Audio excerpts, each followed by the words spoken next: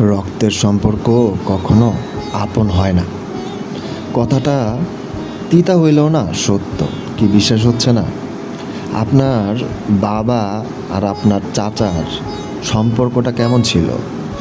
একটু ভাইবা দেখেন, তাইলে বুঝতে পারবেন। আপনার বাপ চাচার সম্পর্ক যেরকম ছিল, আপনার আর আপনার ভাইয়ের সম্পর্ক ঠিক তেমনই হবে।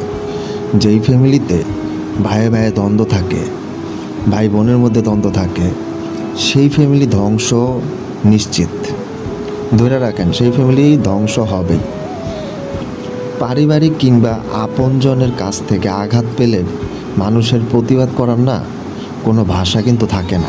সবচেয়েতে কাছের যে মানুষটা, সে যখন তার ব্যবহার আচরণে বুঝাইয়া দেয় অনেকটা দূরে তার বসবাস, তখন না সেখান থেকে নীরবে প্রস্থান করা ছাড়া না আর কিন্তু কিছুই করার থাকে না। জীবনের প্রতি